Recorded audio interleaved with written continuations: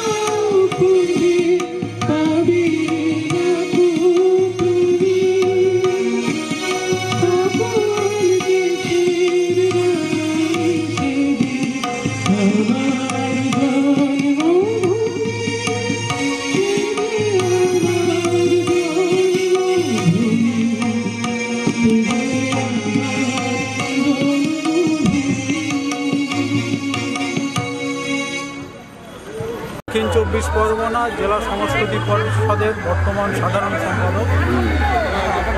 আমাদের গুণীজন সম্বর্ধনার কার্যক্রম 1976 সাল থেকে চলছে। জেলার বিভিন্ন বিষয়ে।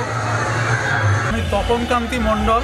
আপনি এই সংস্থার সঙ্গে কিভাবে জড়িত বলুন? আমি এখানে জড়িত প্রথমে সাধারণ সদস্য হিসেবে ছিলাম, বর্তমানে দক্ষিণ 24 পরগনা জেলা সংস্কৃতি পরিষদের সাধারণ সম্পাদক। আমাদের এই গুণীজন সংবর্ধনার কার্যক্রম 50 বছর ধরে চলছে।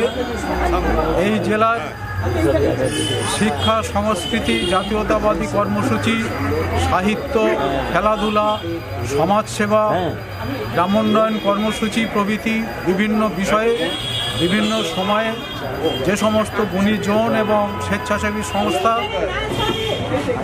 ঐতিহ্যপূর্ণ গুরুত্বপূর্ণ কাজ করে থাকেন, আমরা তাদেরকে বছরের এই একটা দিন, প্রজাতন্ত্র দিবস, ভারতবর্ষের সাধারণতন্ত্র দিবস, যেখানে ভারত সরকার দেশের বিভিন্ন গুণীজনদের পদ্ম পুরস্কারে সম্মানিত করে থাকেন, সেই রীতি অনুসরণ করে দক্ষিণ 24 পরগনা জেলা সংস্কৃতি পরিষদ 1976 সাল থেকে জেলার গুণী মানুষদের সংবর্ধনা দেওয়ার প্রথা চালু করেছে এবং সেই রীতি এখনও চলছে।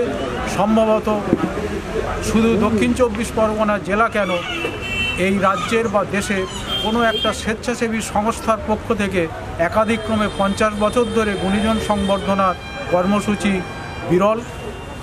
সেই দিক থেকে আমরা এই কার্যক্রমকে আরও দীর্ঘায়িত যাতে করতে পারি, তাতে আমাদের এই জেলার গুণীজন, আমাদের সমাজের বিভিন্ন স্তরের নেতৃস্থানীয় মানুষ, তাদের সহযোগিতায় আমরা আগামী দিনে এই কাজকে দীর্ঘায়িত করতে পারবো, এই বিশ্বাস আমাদের আছে, এই প্রত্যাশা সমাজের কাছে রাখি। গুণীজন নির্বাচনের ক্ষেত্রে বিভিন্ন পন্থা অবলম্বন করে থাকি। যারা যে বিষয়ে কৃতি মানুষ, ইতিপূর্বে আমাদের যারা সংবর্ধিত ব্যক্তি অথবা বিভিন্ন ক্ষেত্রে যারা তাদের নিজেদের কৃতিত্বের স্বাক্ষর রেখেছেন, আমরা তাদের মাধ্যমে মনোনয়ন চেয়ে থাকি এবং তাদের মনোনয়নের ভিত্তিতে আমরা পরিচালক সমিতি তাদের গুণাগুণ বিচার করে সেই বছরের মতো গুণীজন হিসাবে নির্বাচন করি এবং যদি সম পর্যায়ের থেকে থাকেন কিংবা একটু 19-20 থাকে, আমরা আগামী দিনে তাদের জন্য নির্বাচনের একটা বিবেচনাধীন রেখে পরবর্তীকালে যোগাযোগ করে তাদের গুণীজন হিসেবে নির্বাচন করে থাকি। মালয়চন্দ্র বৈদ্য, সভাপতি অরবিন্দ। আমরা 350 ওপর গুণীজনকে সম্বর্ধনা দিয়েছি। তার মধ্যে হচ্ছে কি তাদের সব লাইফ হিস্ট্রিগুলো সংগ্রহ করে আমরা একটা পুস্তিকা প্রকাশ করার চিন্তা করছি। তারা হয়তো নেই, কিন্তু তবু তাদের জীবনী সংগ্রহ করে একটা পুস্তিকা প্রকাশ করা, এইটাই আমাদের মেন উদ্দেশ্য। আমাদের কাজ তো এই একবার হয়, এই গুণীজন সম্বর্ধনা সারা বছরে প্রত্যেকটা সংস্কৃতি অনুষ্ঠান হয়, কিন্তু এইটাই আমাদের সবথেকে বড় অনুষ্ঠান। সেই অনুষ্ঠানে এই তাদের লাইফ হিস্ট্রি নিয়ে তাদের সংগ্রহ করে তাদের সঙ্গে যোগাযোগ করে এই হিসেবে পশ্চিমবঙ্গের বিভিন্ন জায়গায় বিভিন্ন ক্ষেত্রে যারা সৎকর্মে নিয়োজিত, যারা জনসেবায় নিয়োজিত, তাদের নাম সংগ্রহ করে আমরা এইভাবে কাজটা করে যাচ্ছি। তবে দীর্ঘদিন হয়েছে, আপনাদের সবাই দেখতে পাচ্ছেন তো, আমাদের সবাই বয়স হয়ে গেছে। নতুন ছেলেরা, নতুন শিক্ষিত ছেলেরা, তাদের যে আমরা সঙ্গে পাবো, ডাকলে যে আসে, একদিন দুদিন এলেন, তারপর আর তাদের পাই না। কেন যে পাই না, হয়তো আমাদের ত্রুটি, অথবা তাদের থেকে এটা ভালো লাগছে না, ওটা হতে পারে। তবু আমি আশা করি যে এই নবযুগে যারা আসছে তাদেরকে নিয়ে একটা সংগঠন করে আমাদের মধ্যে অন্তর্ভুক্ত করতে পারি, যাতে তাদের অন্তত 2-1 জন আমাদের সঙ্গে আসুক, এলে আমরা এই কাজটা আরও দীর্ঘায়িত করতে পারি। ফুললে সমর্থন করে দিচ্ছি সভাপতি, সম্পাদক।